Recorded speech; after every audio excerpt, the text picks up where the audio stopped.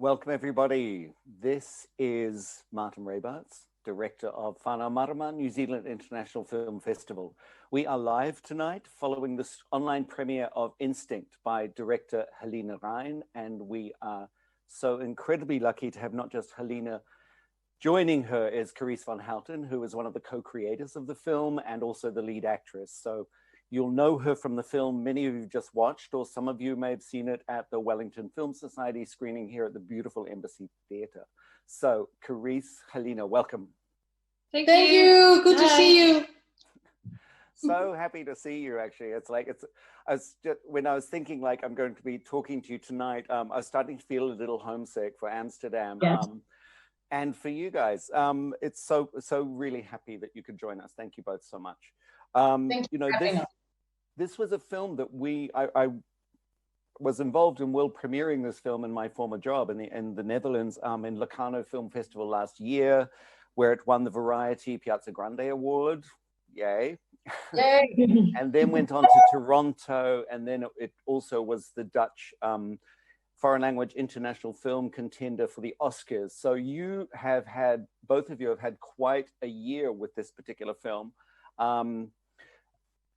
What was the highlight of that year? The thing that you most remember about bringing this film out into the world? Because Halina, it's your first film as a writer director. Carice, yours as the first time you're producing with one of your dear old friends. So what was something that thrilled you along the way? Oh, I mean, apart from the shooting itself, yeah. I think we were really, when we heard that we were going to Locarno, I think that was a great moment, because then we felt like, oh, someone's really getting what we tried to make, and it sort of started from there.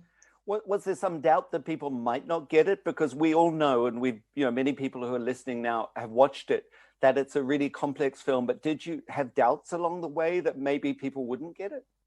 Yeah, I mean, it's very controversial, even though it's based on a true story, and especially in the Me Too times and, the new feminist wave.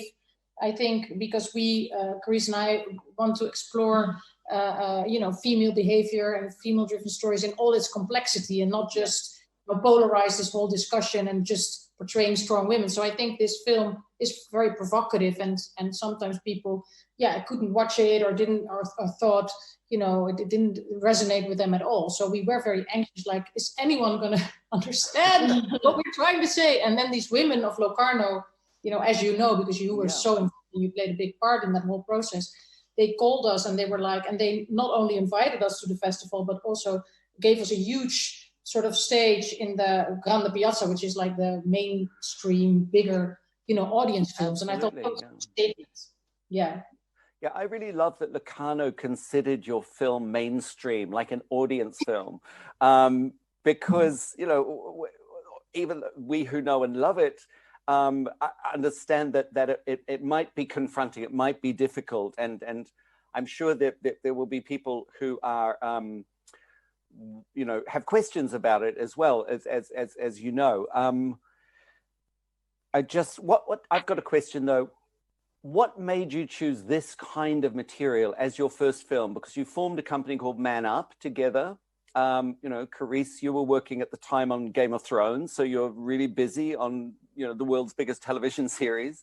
Halina, you were busy with Eva van Herve and the Toneelgroep Amsterdam, International Theatre Amsterdam, which is, one of the most remarkable theatre companies in the world, traveling, Tokyo, Paris, New York, London, working on some of the great classics and reinventing them from the ground up. What was it that in both of your busy lives, one particularly in theatre, the other in this in the Game of Thrones world, that thought, let's make this film rather than any other one? What was it that triggered this film? Well, I think me coming from the stage and working with Ivo, all these big classical plays are about sexuality, power, right. All these bigger themes, of course, that were addressed by all these huge playwrights like Shakespeare, O'Neill, Chekhov, Ibsen. And I felt like after 20 years playing all these women, like from Kaiwhakatere to the Taming of the Shrew, right. I felt I wanted to tell this similar story about sexuality and power and male and female, but through a female gaze, and through my own experience. And so that's why we chose this story that actually happened. And we took it as a vessel to express much deeper and complexer and abstract feelings that we both have in life and that we experience as women. And of course, it's a big exaggeration, but you can compare it to any destructive behavior that you might have, that is bad for you. You're going to smoke a cigarette even though you shouldn't, or you're going to not go to the gym even though you should. And of course, maybe this is nothing compared to falling in love with a psychopath, but we all know these behaviors that are so destructive. Well, they're compulsive behaviors, so I think they are comparable. Yeah, like toxic relationships. And also it's a story, I think, for me about a vulnerability and about a fear of intimacy. Absolutely. Absolutely. I mean, the complexity of your character, Carice, is going to become legendary. I think she's a marvelous character. She's difficult to like at times. She's difficult to understand. What was it that helped you key into her, for you to understand her, because you were the person about to play her? Well, weirdly enough, I don't find it very difficult to understand her. And I know, I know how neurotic I can be myself, or I mean, I can pull from personal experiences. So, I mean, of course, I struggled with certain decisions that she takes, but and also I really enjoyed the challenge of portraying someone who isn't per se immediately very sympathetic, but try to lure the audience in and try to get them at least feel with you. And experience to live inside her skin, at least, even though it might be complicated skin. Yeah. Also, it's to not immediately throw people, an easy dinner. Yeah, exactly. Because there's so many easy dinners out there, right? Yeah. Yeah, I mean, you can go to McDonald's anytime. Yeah. I've had a question come in, actually. It's from Sarah on YouTube. It's two parts of the question. Did you write this before you founded Man Up? And the second part of it relates to the character, actually. Is it harder to get funding for this kind of darker female perspective and content? And how did you fund it? So we wrote, the first thing we did together, apart from acting together, which we did in the beginning of our careers a couple of times, and we were best friends anyhow. So the first thing we did together, just for fun, it was writing an anti-style book. So it was a very strange venture that we did, but it was great. It was a big hit in Holland, but it was more a joke, but it really was a great experience for us as far as working together. That was the first time that we really created something from zero. And even though it was light and joke, and then we thought maybe we should have this company, maybe we should start to create film and TV. And so we really started out by creating a TV show about prostitution, but that took a long time to get financed because 10 episodes and co-productions. And so we're finally now in post-production with that. But so in the meantime, we got a little bit bored by how long everything took. And that's when we created Instinct. And to answer your question about getting funding for these kind of stories, I think we started all of this before Me Too. And I have to say that because of Me Too and the whole movement that then came about, it became much easier. But in the beginning, we did encounter a lot of prejudice against two actresses, wanting to, and a lot of people were like not taking us seriously and thinking that, we were just vain and just wanted to be, and they were very surprised once they found out that we actually wanted to create these very dark stories, non-pleasing stories. So it took us some time for people to really take us seriously. But now they do. Now they do. Step back, people. When you just I'm going to stick with you for a minute, Halina. When you were coming up, say, let's produce, let's direct, let's make work ourselves, let's take control, we'll hold the reins as women. But you'd never actually directed a film before. I know you've worked in theatre, and and the kind of theatre you work in is very collaborative. What were the biggest steps you needed to take to move from being on stage, I guess, from in front of the camera to behind the camera? Well, I think I did read a lot of books about directing movies, because of course I saw mainly, I did some film, in my career, but I saw mainly theater directors at work. And so I thought I needed to learn a lot about just the techniques of film and how all of that worked. But I do think as an actress, especially we are both very blessed in that way. We got to witness, some geniuses at work, like Paul Verhoeven or even Brian Singer, or a lot of Dutch directors that are great. And so Alex van Warmerdam or Nanook Leopold, these are all great directors. And I think that's the best film school you can ever had. And I was always, I think, taking mental notes and, just watching the way they would, exercise their craft. So, but I just think preparation is everything. And Carice and I both did that with this movie. We prepared insanely well. The whole script writing process took a couple of years. We got Carice and Marwan involved. Of course, Carice was involved from zero, but Marwan got involved very fast as well. So we did readings all the time. And then we went back writing again. So we were very fortunate that we could do this slow cooking, of course, funded also by the government process. And I think for both of us, we really prepared in a different way than just showing up and being like, it wasn't just a gig. Yeah. No, it was like, no. And therefore, also because we were so in control, it just gave us so much pleasure. I mean, I cannot remember the last time I actually went to work with a smile on my face, even though the topic was pretty dark. The work that you went to do was tough, but the spirit of the work. Yeah, but I was just so happy, and to do it with her, like, I mean, it was just a dream, really. I think also for Carice, but also for me, being more in control is, of course, very rewarding.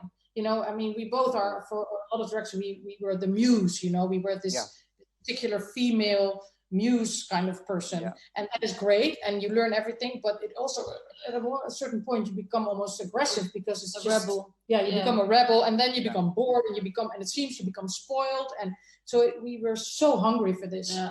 And we cannot wait to do it again. Also, in terms of like nudity, we really set a dogma for ourselves in the beginning. Like, we're not going to show any nudity here. No female nudity. Exactly. No nudity. Why was that? Let's talk about that a little, because it's a really interesting thing you just said.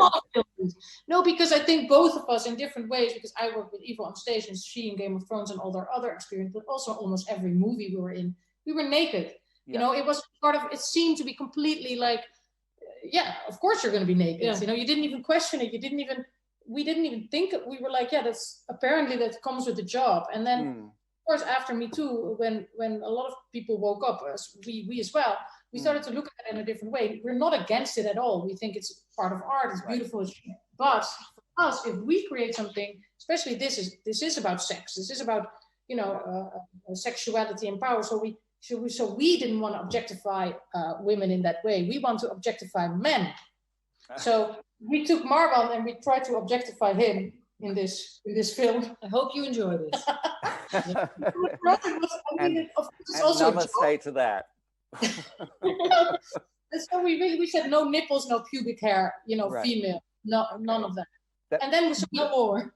And for the one scene where Marwan in the end, when he's dragged off of her, by the guard, I wanted to show his whole body there, but and Marwan is super open to that, and but the people in power were afraid of that. So just so isn't that an amazing thing? Something. Yeah, because we've been naked full time for 20 years. Absolutely. And then we want to create this small Dutch art house movie, and we want one shot of male nudity, and people are like, no, that's not a good idea. Wow. So I think interesting. It's not better, but interesting. I'm not going to ask you which powers that be that prevented that, but I'll tell you later. Tell you later.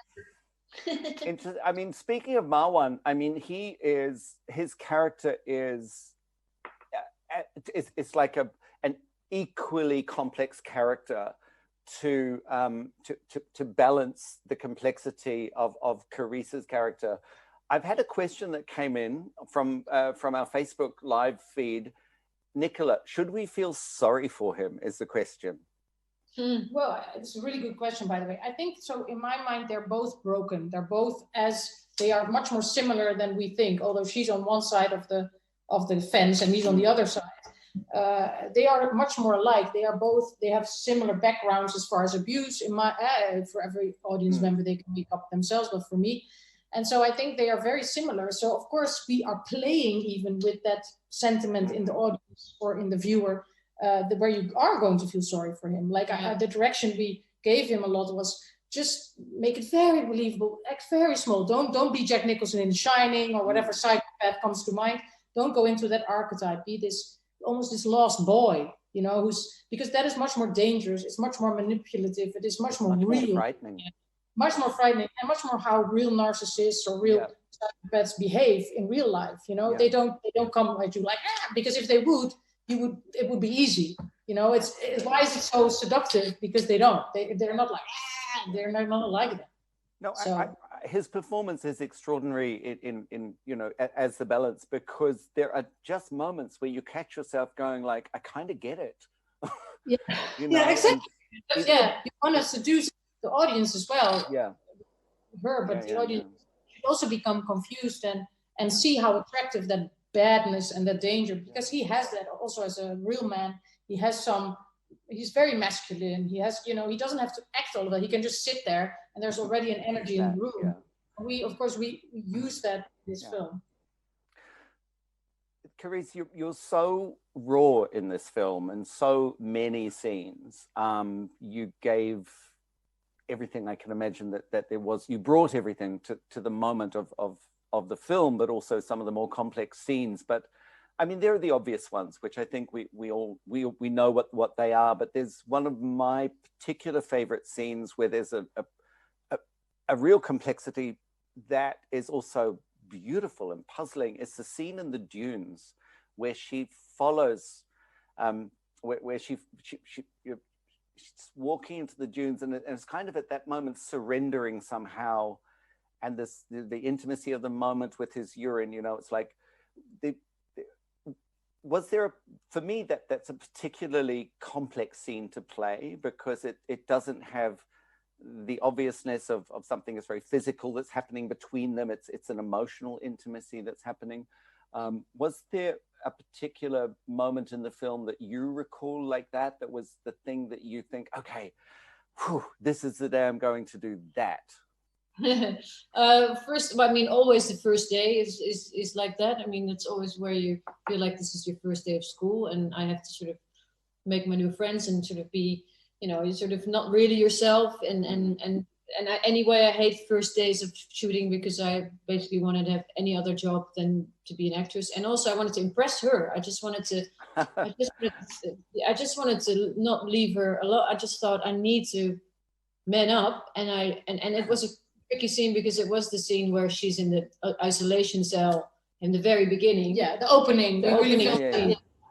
And I just thought I have to, because I know how she works. I've seen her in theater. I've been a big fan of hers forever. So I just thought I can't just do it 85%. We're not phoning this one in, no. No. I have to go all the way, and that also set the tone for me. So that was a tricky moment, but where I really felt like I needed to prove myself, and I immediately tore that's where you see that I have no technique whatsoever, because my voice was gone like after take one. But apart from that, I mean, the obvious scenes, yes, but I think for me also the challenge was to portray a psychologist, a believable psychologist, because I also felt like, am I that person? Are people going to believe that I'm actually a psychologist? I felt like, and it's tricky in the scenes where there's nothing, where you cannot hide behind anything. You're just in a room with two people, and it's just talking and looking, and that's where you can go completely wrong direction. So that's really sort of miniature painting, and that's what I really like. Tiny detail, Yes, and that's also what I enjoy. So I loved it when I was doing things and I heard Halina either laughing or just acting with laughing me. Through the tape. Because I can't stop. If she does something, I love it so much. I'm like, ah! Then I'm like, oh no, it's not the theater. I mean, it's the best thing for an actor where you feel like your director completely sees what you're doing, and you know, and then you speak the same language, and that's just great. That's a very, I got a really safe feeling. Yeah, I think the viewers of the film have that gift of that safety and trust, because it allows you to go even further. There's something, what was the research that you did, both of you, in terms of the writing and developing the character? Just because I know one of the questions that came up after the screening we had here on Monday is like, is this real? Does this happen? Tell us a little bit about how you researched the reality of this world and these characters, because it's not just one person. I think these prisons are pretty unique. So we have prisons in Holland where it's from the past that we were a pretty social country, socialist, and the idea that you can rehabilitate any criminal. And so if a criminal pleads like he was insane during a crime, or he didn't have free will in that sense, then he can go in these kind of particular prisons where you get full treatment. So you get music therapy, you get all kinds of therapy, and they try to rehabilitate you. The other side of that is that the therapist is like God, because the therapist it's not like you have a limited amount of time there. You can stay there forever and ever until you die, whether the therapist says you are ready to go back into society or not. So that is the downside of this whole beautiful... They hold the key. It totally holds the key. So you are basically, your life is in the hands of the therapist and the whole team, and of course the government. And so these prisons are very controversial in Holland. And we, in our research, our writer is very much into research. So she read everything about these kind of prisons that exist, but also we went into one. Carice joined us, and it was very intense. And of course these inmates, they were like really happy that we came to visit them, and then they recognized her from Game of Thrones, and it was like, we were a little bit afraid. It's funny because we had like really fun talks, and then we walked away, and we were like, "What did they do?" And they're like, "Oh, they killed 2 people." Yeah, There was one woman in this male prison, one woman that I really loved her, and I went into, and I didn't want to stop talking to her, and then it turns out that she really committed a horrendous murder. And so also we came into this room where they were all doing these kind of crafts with wood, and they even had like saws and stuff, and we were like, huh? And we just asked them like, is that a good idea? You can tell and who's working there. No, there's no difference. No, so we talked, of course, also to therapists, and I mean, this is quite a common thing. We didn't tell the people at that point what we were doing exactly, because we felt that they might not let us in. Right. So I hope they're not too angry, but we did say it was about power struggles, and I think there's so much research material. So it is very much based on, we checked everything, based on... and I still get messages from people that actually work in that field, and they say, "Oh, this happens all the time. Thank you for showing this," because it does happen more often than you think. Yes. Yeah, I love that movies like yours, a film like this, opens a window on something that we wouldn't otherwise have access to. So, thanks for that. I've had another question that came in, and it's interesting. It's like, with the complexity of this material in the film, was there some critical feedback that you received before the film was finished that maybe you ignored, or was there something that you had conflicts about with sort of the power structure around making a film that... Oh ja, wat was het? Of we problemen hebben gehad met bepaalde mensen, denk ik.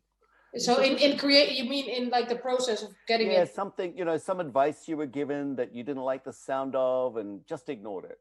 I do think that we had quite some struggles. I mean, in general, with Men Up and being taken seriously was for us was quite a struggle. But we had a great producer, Frans van Gestel, who is very well respected and has such a history with the film fund. And whenever they would be a little bit like, which is also good that they were like that, right? Because of course not any whatever famous actress who walks in that door famous. Right, of course. So it's good that we had to prove ourselves, and rightly so. But we had this wonderful producer who really, who was there like fighting for us and with us. But of course, you encounter all kinds of moments, especially as actresses, because that's what we were, where you really have to stand for what you want, and you sort of have to, put away your muse kind of profession, where you're so conditioned to say yes. anything, exactly. Because if you want to be a good actress, you need to be a yes person. You know, you need to be like, because otherwise, if you say no, it's going to interfere with your flow. So as a director, you much more have to be like a bird flying over everything and having a helicopter view. But so there were a lot of moments that were difficult, but in the end, it's of course also great to have each other and to have that friendship. And I can always call her, even in the editing, when I had like a discussion with the producers and the editor. I locked myself in the bathroom. I could always call her, you know, like, oh, no, what should I do? A specific example here about the scene with the dog. Yeah, for you. Yeah, the scene with the dog. Oh, and I yeah. mean, maybe they were the right. Black dog, yeah.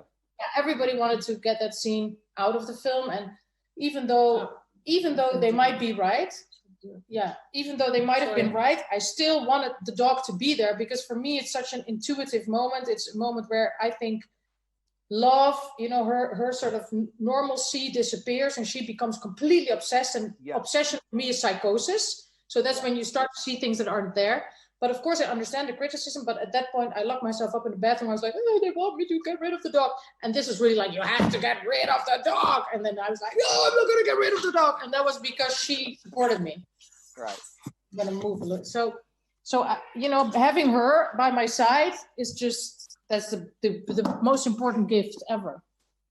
No, and as I said, we can feel it through the whole film. Sorry, we're interrupting your next meeting. I know we're running. It doesn't matter. Well, just no, it's great. We can continue. She will bring them to my roof terrace, so they can sit outside. Lovely. We do need to wind up anyway, so I can let you go. But for Man Up, we can do a question from the audience if someone has a question. If you want. We've got a couple more questions here. One of them was working with someone you know so well. Yeah. Was there anything difficult about that, especially with the kind of material that Instinct presented you?